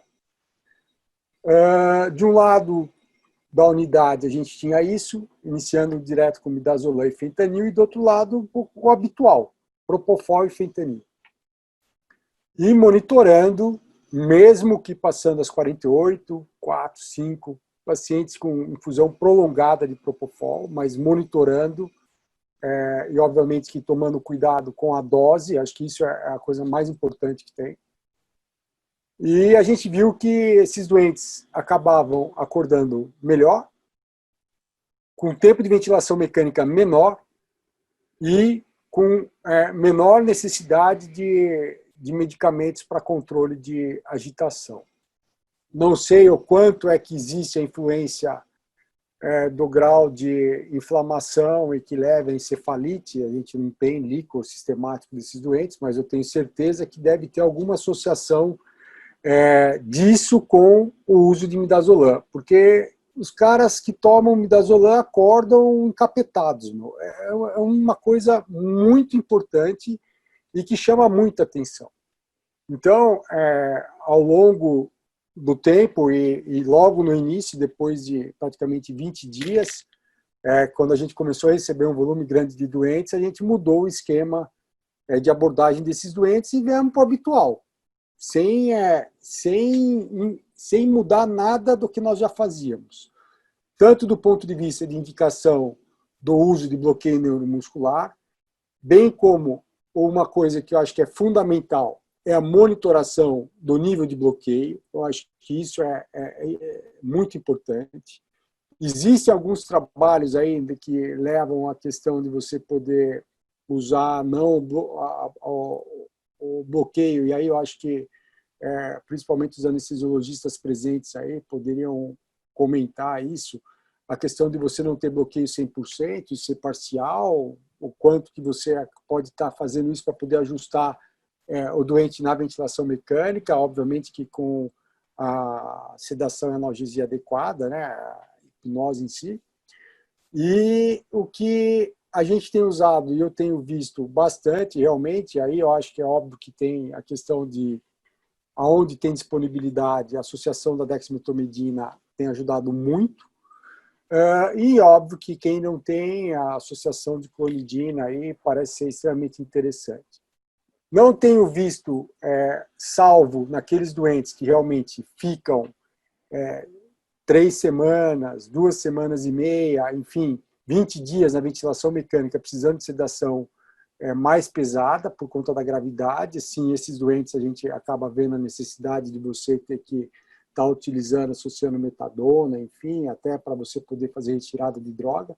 Mas, no geral, a gente tem conseguido manter com doses baixas e óbvio que eu não, talvez eu não tenha passado, não tenha prestado atenção, mas a despeito do número de bombas de infusão, evitar usar a associação de drogas na mesma solução, porque fica difícil a titulação das mesmas e com isso daí você acaba perdendo a mão, porque você perde a capacidade de você poder usufruir um efeito maior de determinada droga em detrimento da outra, o fato de estarem diluídas na mesma solução. Então, isso eu acho que é algo que é muito importante, ter em mente que os medicamentos devem ser utilizados em diluições distintas, separados entre eles. E algo que eu nunca me esqueço, isso daí me faz lembrar a Suzana falar, né, de que o sonho de consumo era bomba de seringa para todo mundo, exatamente para poder diminuir a infusão de fluidos nesses doentes, porque chega uma hora que fica realmente difícil o controle de você ter um balanço que é tão importante na população grave que nós temos, atual, um balanço hídrico adequado. Então, eu acho que o que eu penso é que, óbvio que a gente tem que pensar com a escassez de recurso que acaba ocorrendo, porém, eu ainda acredito que se a gente seguir de maneira habitual ou racional do dia a dia da sedação, eu ainda acredito que talvez seja a melhor opção que nós temos para poder oferecer para esses pacientes. A questão do bloqueio neuromuscular que a gente utiliza para monitorização com o TOF, que é o Train of 4, é uma sequência de 4 estímulos e acaba comparando o primeiro com o quarto e ver o percentual da amplitude desse movimento. Para a cirurgia, aliás, para a ventilação mecânica, eu não acredito que tenha um benefício de um bloqueio maior do que esse necessário para não ter a sequência de 4 estímulos. Dependendo do grau da cirurgia, é usado um potencial que é chamado PTC, que é o pós-tetânico. E isso é um bloqueio neuromuscular muito profundo. Eu não vejo benefício, eu vejo mais os efeitos colaterais, para poder monitorizar e observar o que vai fazer. Mas a ideia de manter esse bloqueio seria durante quanto tempo? Qual que era a estratégia que você está falando, doutor Murilo? Eu entendi a questão. Eu estou pensando, obviamente que existem os pacientes que têm a necessidade de uso de bloqueador neuromuscular, tem doentes que acabam ficando 7 dias, 8 dias, dependendo da gravidade. Isso acaba ficando. Óbvio que é a exceção, não é a rotina. A rotina é no máximo 48 horas para você poder Perfeito. ter o ganho e o ajuste da ventilação mecânica e depois, óbvio, que isso é retirar. Mas em 48 horas, plausível você poder monitorar, está com bloqueio 100%. Mas os doentes que acabam necessitando de um tempo maior de bloqueador neuromuscular, obviamente, e isso é algo que foi uma das discussões que eu tive recentemente lá no hospital, de dizer realmente você poder monitorar, que eu acho que isso é fundamental, isso é a condição sine qua non, eu acho muito importante, até porque você consegue diminuir o consumo de bloqueador neuromuscular e o mais importante talvez é você ajustar naquele momento inicial que realmente o doente que você garante o bloqueio. Mas numa situação que você precisa de um tempo maior, e principalmente, às vezes, até por sincronismo, ou mesmo por segurança, dependendo dos níveis pressóricos que você está utilizando, você poder utilizar não o bloqueio na sua totalidade. Eu não sei se estou conseguindo transmitir o que eu quero dizer. E sim, você acabar ter um bloqueio parcial, né? Um bloqueio que não seja o bloqueio de 100% que a gente acaba vendo, que é o objetivo inicial quando você inicia. E isso tem tido tem algumas publicações mostrando que isso é passível de você poder utilizar, garantindo, obviamente, que uma pseudoanalgesia adequada para que o doente não pode ficar acordado, obviamente, meio curarizado, pelo menos é o que eu imagino. Não tenho, eu especificamente, é uma discussão que a gente tem tido, eu particularmente não tenho feito isso. Mas tem descrito isso na literatura e tem algumas pessoas que vêm advogando que isso daí seja factível de poder realizar. Não sei se alguém mais tem alguma vivência com isso ou tem experimentado isso.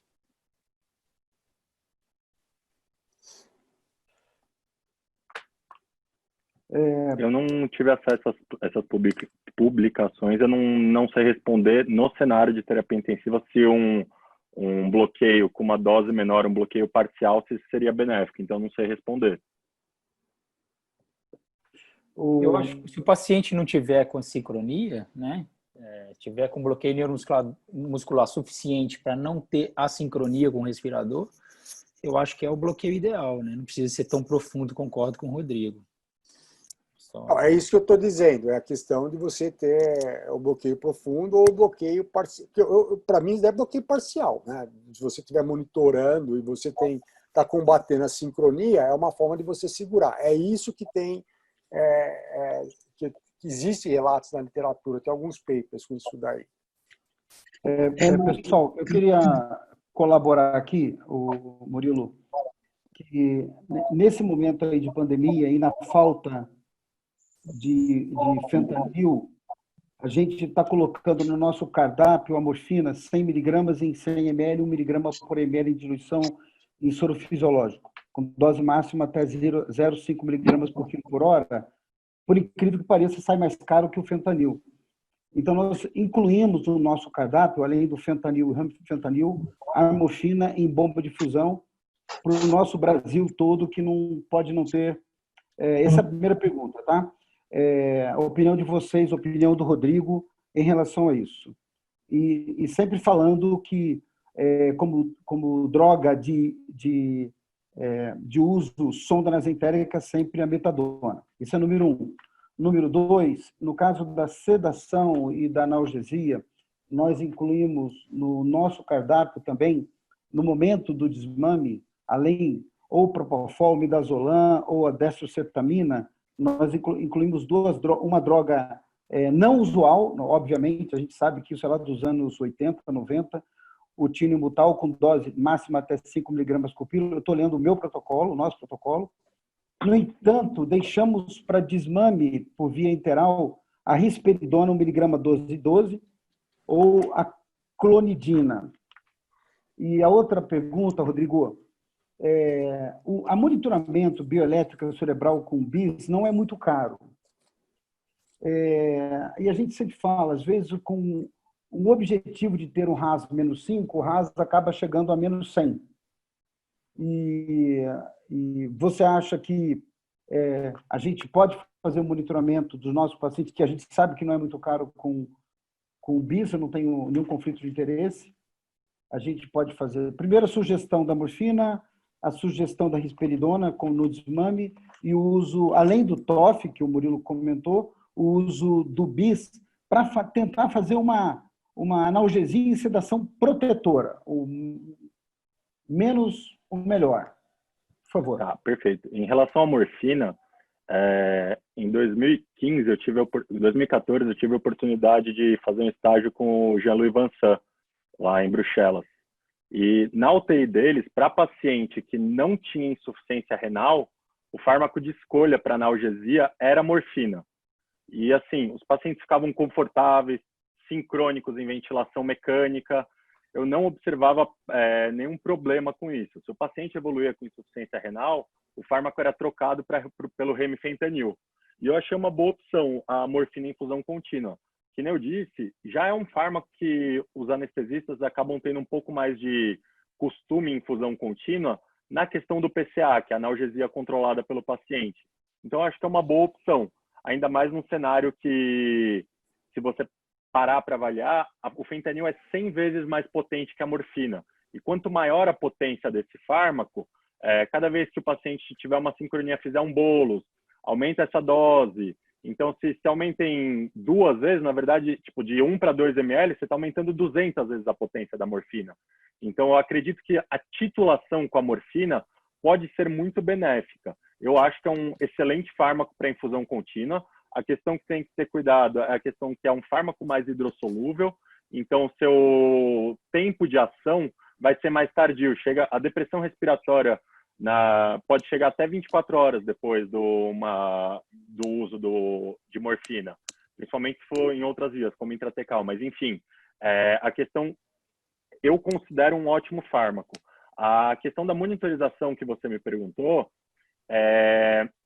em relação para a cirurgia, eu posso falar que, assim, é muito bom. Eu não sei te falar o valor que é objetivado na sedação no paciente na UTI. No centro cirúrgico, a gente usa um BIS por volta de 40 a 60. Com isso, o paciente idoso, ele se beneficia muito, porque é um paciente que muitas vezes a gente acredita que ele precisa de uma dose maior e, na verdade, ele precisa de uma dose menor, com isso tendo menos efeitos colaterais. Então, eu acredito que seja uma boa estratégia para monitorar o BIS. Eu acredito que, inclusive, custo efetivo ele pode apresentar. Não tenho referência em literatura para falar em trabalho científico. E a segunda questão que você tinha perguntado era a questão de associar por via oral a risperidona e mais o quê? Desculpa, eu esqueci A gente usa a risperidona ou clonidina no desmame dos sedativos. É que, assim, a clonidina, ela vai ter um efeito alfa-2, ela pode ter esse efeito para tratamento específico para abstinência, para agitação.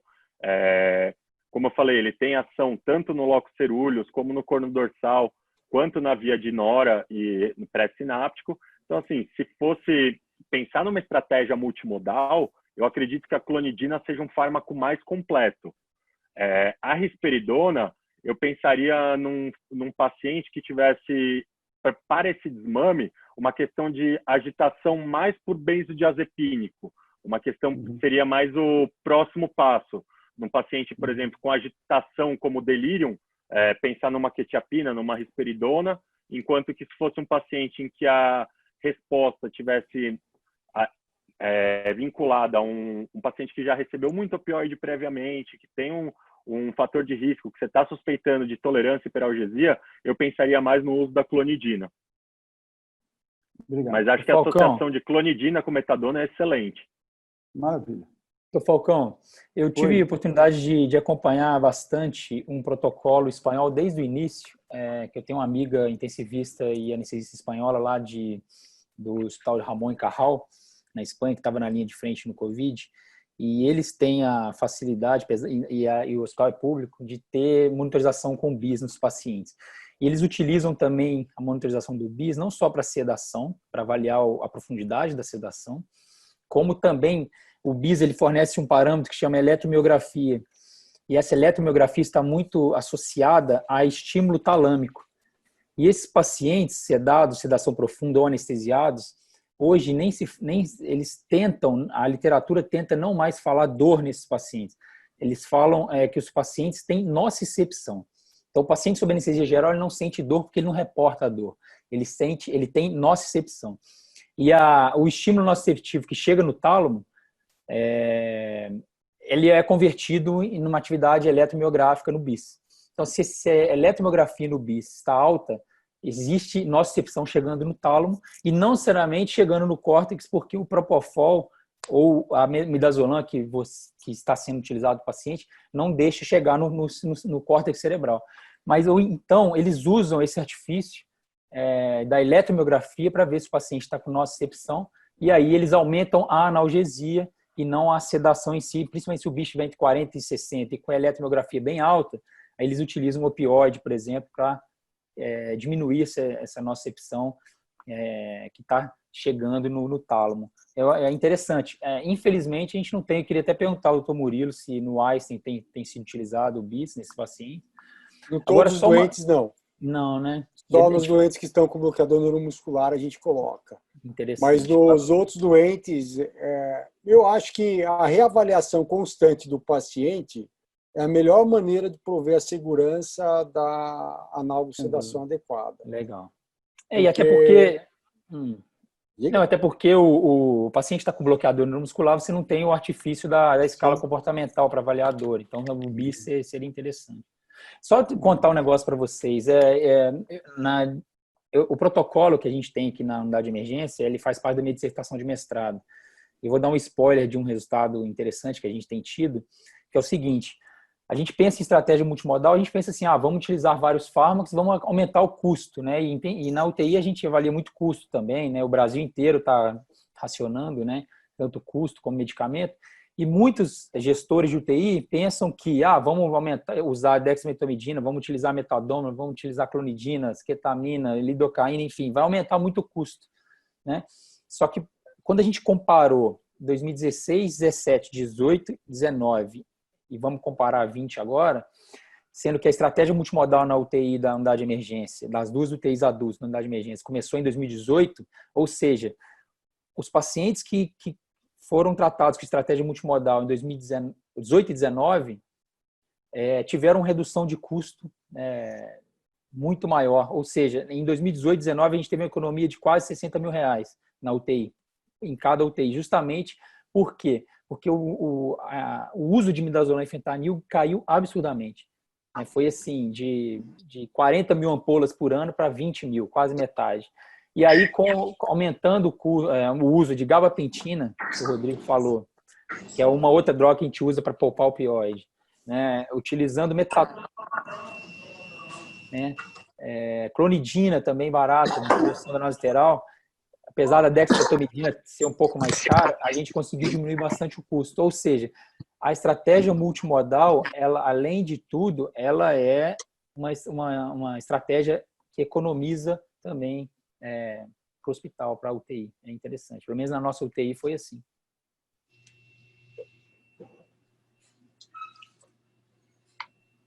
Se me der a chance, mais uma, hein? Pessoal, só aproveitar aqui uma pergunta do chat aqui de uma residente nossa até, e dentro disso tem uma pergunta que eu queria fazer para vocês de estratégia de sedação e analgesia em pacientes graves que você precisa eventualmente até pronar, pacientes com ventilação difícil e que você não tenha curário disponível. A gente chegou num ponto aqui no hospital, em um certo momento, que a gente não tinha bloqueador neuromuscular disponível para usar. E a gente ficou, e agora como é que vai ser? Aí acabamos contornando a situação, mas essa é a pergunta, mas a pergunta dela é a seguinte: é possível utilizar succinilmetônio em bomba de infusão contínua em situação em que os bloqueadores neuromusculares não estejam disponíveis? A pergunta da Maria Fernanda. E a opinião dos anestesistas aí, do Rodrigo, do Renato, dos outros intensivistas também, sobre uma estratégia para sedar sem fazer bloqueio neuromuscular. Rodrigo, você está sem áudio. Oi, está escutando? Sim. Bom, a questão é interessante porque, assim, eu até coloquei como uma das questões para falar se a prona obrigatoriamente precisa de bloqueio neuromuscular. Se parar para pensar que é possível fazer cirurgia de coluna com o paciente pronado, sendo operado, ou seja, com estímulo álgico muito maior, sem bloqueador neuromuscular, porque a gente consegue avaliar, muitas vezes você tem que ver o potencial evocado, para ver se teve alguma lesão nervosa durante o paciente no nervo. Então, não pode usar bloqueador neuromuscular para esse paciente. Então, se a gente consegue fazer uma cirurgia, a gente consegue ventilar esse paciente sem bloqueador neuromuscular obrigatoriamente. Então, assim, de novo, partindo numa estratégia multimodal. Então, nessa estratégia, o que eu considero uma estratégia boa de analgesia para esse paciente? Aí eu vou considerar o uso de um antagonista NMDA, eu usaria uma ketamina para infusão contínua, entraria com associação com alfa-2 agonista, para também conseguir garantir uma analgesia adequada para esse paciente, lidocaína em infusão contínua. Eu acredito que com isso a gente consegue uma boa analgesia e não obrigatoriamente a necessidade de bloqueio. Em relação ao uso da succinilcolina em infusão contínua, eu acho muito difícil alguém ter experiência com isso, porque nos livros de anestesia, a primeira coisa que quando você vai ler sobre os bloqueadores neuromusculares despolarizantes é a questão que, quando em infusão contínua, eles fazem um bloqueio de fase 2. E não seria ideal conseguir um bloqueio de fase 2. Então, de acordo com a literatura de anestesia e minha experiência, eu não tenho, eu acredito que não seja feito a succinilcolina, succinilmetônio em infusão contínua. Eu queria ver se o Renato, como anestesista, tem outra opinião e também dos outros colegas para ver a opinião no próprio serviço. Ô, Rodrigo, só um detalhe. Nessa estratégia multimodal das anestesias, a gente sabe que a gente está tratando de pacientes com COVID e mais uma patologia. Nem sempre o paciente é isto. Já houve situação aqui que a gente deixou propofol, ketamina, opioide, benzodiazepínico e o paciente ainda agitado. Qual é o planejamento e a segurança disso no paciente? Por exemplo, eu estou tratando um COVID e mais um paciente com insuficiência coronariana. Eu estou tratando um COVID e mais uma asma. Tá? A segurança dessa estratégia, eu gostaria de saber. Mas do mesmo jeito que o paciente tem COVID mais uma comorbidade, um paciente que vai operar uma cirurgia de coluna também pode ser um paciente que já é infartado, que já teve AVC. A gente não está tratando um atleta sempre de 20 anos que não tem nenhuma comorbidade. Grande parte das vezes os pacientes têm múltiplas comorbidades. Então, a estratégia é segura sim para esses pacientes. Cada paciente vai ter um tipo de estratégia. Então, por exemplo, o paciente evolui com insuficiência renal. Pô, não vou usar infusão contínua lidocaína para esse tipo de paciente, mas eu posso conseguir o paciente já está em uso de metadona desde do D1, está associado para conseguir um maior grau de hipnose com propofol, associei magnésio e ketamina. Eu consigo uma boa analgesia para esse paciente, sim, com ele e com um grau de sedação profunda. Aí não existe uma one size fits all, não existe uma receita de bolo que eu vou fazer para todos os pacientes. Eu tenho que ver qual que é a situação clínica do meu paciente, se ele está estável ou se ele está instável, se ele tem comorbidade, qual comorbidade é essa, e principalmente falando em farmacocinética e farmacodinâmica, se ele evolui, se ele está com insuficiência renal ou não. Legal. O Rodrigo falou muito bem dos pacientes em ventilação prona. Realmente a gente consegue ventilar os pacientes sem bloqueador neuromuscular na grande maioria das anestesias, né? Então, o grande lance, na minha opinião, é o paciente estar bem sedado e analgesiado, principalmente, para poder estar bem acoplado ao ventilador. E no caso de usar bloqueador neuromuscular despolarizante, infusão contínua, como a succinilcolina, eu também não concordo com o Rodrigo, não acho que seria uma indicação para esses pacientes. Na minha opinião, avaliar muito bem a causa da assincronia junto com ou o intensivista ou o fisioterapeuta, para ver se dá para fazer ajustes finos com o ventilador. Além disso, ao mesmo tempo, avaliar a analgesia, se está realmente sendo feita essa analgesia, se esse paciente está com dor, ou se está com hiperalgesia. Muitas das vezes, esse paciente está agitado por hiperalgesia induzida por fentanil, por exemplo. Inclusive, o Rodrigo falou muito bem da morfina. A morfina induz menos hiperalgesia do que o fentanil. Então, se às vezes o médico está achando que o paciente está agitado por dor e fica insistindo com o fentanil, aí vai causando hiperalgesia. E aí existem drogas muito boas para tratar a hiperalgesia, como, por exemplo, se individualizando cada caso, obviamente, mas, por exemplo, a lidocaína é uma droga antihiperalgésica. A metadona também é uma droga antihiperalgésica. A ketamina também é uma droga antihiperalgésica já comprovada cientificamente. Então, num paciente muito agitado, tem que saber utilizar os artifícios de uma boa avaliação analgésica, junto com o ajuste fino do ventilador, e também saber utilizar as medicações.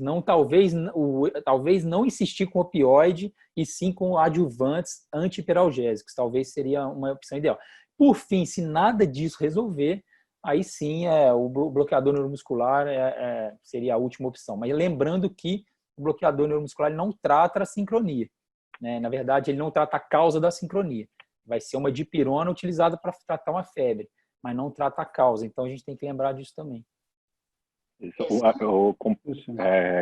Concluindo o que o Renato falou, que eu concordo plenamente, eu acho que a questão o jeito mais fácil de você tratar uma hiperalgesia é evitando ela. Então, ao invés de fazer o mais comum, o mais confortável para a gente, liga um dormifenta, que é a rotina, optar por outras estratégias. E, igual eu tinha comentado na aula, questão de hiperalgesia, você vai faz um bolos e não melhora. Vai, faz um bolos e não melhora. Esse paciente não ceda, esse paciente não ceda. Na verdade, o paciente, de tanto opioide que a gente quis dar, a gente não consegue mais acoplar ele na ventilação porque ele está fazendo um quadro de hiperalgesia, e sendo que a gente poderia, desde o começo, fazer outras estratégias individualizando, evitando opioide e, consequentemente, conseguindo manter ele sedado em posição prona. Rodrigo. Ok, eu queria... só para a gente organizar, eu acho que você podia falar, depois a professora Carmen, se quiser fazer algum comentário, e depois o Falcão quer finalizar alguma coisa. Aí, porque por causa do horário, já são 22 horas. Vamos lá, então. Rodrigo, parabéns pela apresentação. E eu queria perguntar com relação à lidocaína, né? Se a gente utilizaria ela de intermitente ou contínua, no caso da hiperalgesia, e por quanto tempo? Tem algum tempo de segurança de uso? A lidocaína é um fármaco que tem um tempo de ação muito rápido. Então, assim, após um bolos, depois de 60 minutos, chegando até 120 minutos, você não tem mais efeito. Muito se tem o medo de usar a lidocaína pela questão do risco de intoxicação por anestésico local. Só que, na verdade, a lidocaína também é um antiarrítmico classe 1B. Então, assim, ela tem uma segurança cardíaca a partir do momento que a gente usa a dose preconizada. Então, assim, se o paciente não tem hepatopatia, porque a metabolização é hepática e o paciente hepatopata ele vai prolongar o tempo de ação e vai ter um risco aumentado de intoxicação.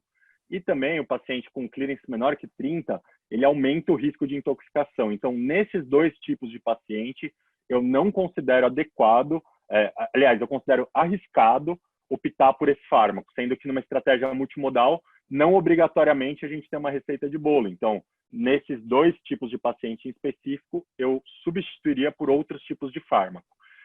Em relação à dose, a dose de manutenção que é utilizada é de 1 a 1,5 miligramas por quilo por hora, em infusão contínua. E assim, o resultado é muito bom.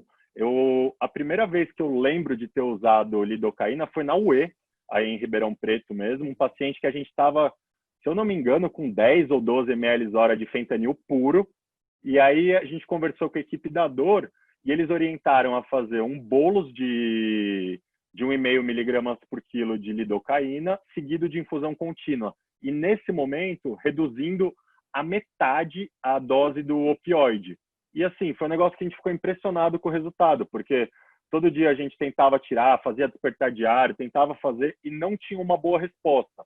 E a lidocaína, tanto pelo mecanismo de tratamento direto, ou seja, tanto ele vai ter um efeito imunomodulador, em diferentes vias álgicas, ele também tem a questão de competir com a alfa-1-glicoproteína ácida e deixar mais fármaco livre. Então, eu considero que, assim, é uma droga segura e uma droga que tem um bom potencial terapêutico para a gente. Eu queria parabenizar o Rodrigo pela aula e por apresentar essas outras opções terapêuticas na terapia intensiva, porque às vezes a sedanalgesia é bastante difícil. Só queria acrescentar do bloqueio parcial que o Murilo Santucci falou. Ele tem sido usado, né, tem um trabalho no Blue Journal, do grupo do Laurent Brochard, que é o francês que está no Canadá, e o paciente que começa a respirar, inicia pressão suporte, ele tem um drive muito alto, ou uma força muscular muito exacerbada, ele gera um volume corrente muito alto e tem alguns grupos achando que isso determina uma lesão associada à ventilação mecânica ou uma lesão induzida pela ventilação mecânica Ville. Então, eles fizeram um trabalho pequeno com 10 pacientes, que eles curarizaram parcialmente, usaram o curar numa dose menor e deixava o paciente respirando, mas com um estímulo menor, em pressão de suporte. Então, eles viram que é possível você seda, né? Geralmente eles davam ou propofol com fentanil, ou midazolam com fentanil, e você deixa mais superficial, o paciente começa a respirar e você deixa uma dose menor de curare. Infusão contínua, eles titulavam. E viam que o paciente é capaz de respirar com um drive menor e com uma força muscular menor para evitar que eles façam uma Ville naquele momento que acordam da síndrome de desconforto respiratório agudo. Para evitar esforços muito grandes em pacientes que estejam superficializando da sedação. Era uma pergunta, mas esses pacientes não aumentam o risco de uma lesão por pressão negativa, porque ele vai fazer um esforço maior para conseguir fazer o disparo do ventilador, já que ele está em suporte, e ele está com bloqueio muscular parcial. Então, na minha cabeça, tipo, a questão de pressão pleural, ele pode ter um edema de pulmão de pressão negativa, que ele vai estar respirando contra praticamente algo fechado, e lesão direta também, não? Então, eles monitoraram, né? Eles monitoraram com catéter esofágico, catéter de nava, para ver o drive neural. E eles mostraram que se você deixar o nível de sedação adequado e titular o curare, eles usaram o cisatracuro nesse trabalho, titular numa infusão contínua, você consegue diminuir o drive através do visto pelo catéter de nava, né? Eles chegaram a ver aquele EDI e viram que o esforço muscular foi menor. São 10 pacientes que eles testaram e tem um grupo de anestesista que está estudando experimentalmente bloqueio do nervo frênico, que eles bloqueiam aqui em cima, né, para bloquear a respiração. Mas isso é bem experimental, eu vi alguns trabalhos sobre isso, mas acho que isso é mais para o âmbito experimental até a gente ter algum resultado. É até engraçado você ter comentado isso, que eu comentei com a professora Maria Auxiliadora, justamente isso, assim, totalmente, não li em lugar nenhum, mas a questão da possibilidade de fazer um bloqueio bilateral de plexo braquial, porque além de bloqueio do frênico do diafragma, você conseguiria um bloqueio de laringeu recorrente. Com isso, a área da analgesia do cuff seria, então o paciente não perceberia, tipo, não teria a questão da dor do tubo e, consequentemente, poderia ter uma facilidade em respirar pela questão do diafragma, mas eu não li em lugar nenhum, eu só achei que poderia ser uma possibilidade. Tem no Clinical Trials, no Clinical Trials tem um trabalho que eles estão fazendo um ensaio clínico, eu dei uma olhada esses dias, mas não tá rolando ainda, não tem resultado ainda. Pessoal, então eu gostaria de agradecer a todos. O Rodrigo falou muito bem, Rodrigo, como eu esperava mesmo, né? Parabéns, foi muito completa a aula, acho que o debate foi bem produtivo, a gente viu que tem várias opções, a gente tem muita dúvida no dia a dia, é uma situação totalmente atípica para nós, cada dia a gente inventa uma coisa diferente, a gente mudou a nossa estratégia completamente agora na UTI, né? O MIB-FENTA fica 48 horas, a gente já vai ali, 48 horas, o que pode mudar? A gente discutiu muito isso na visita hoje, mudando para metadona a maioria, tentando evitar ao máximo o uso do fentanil aí em doses maiores e por tempo prolongado, para evitar esses eventos adversos que a gente comentou. Então, eu acho que a ideia é essa para quem está assistindo. Agradeço a todos a colaboração e lembro de inscrever no nosso canal HCRP do YouTube.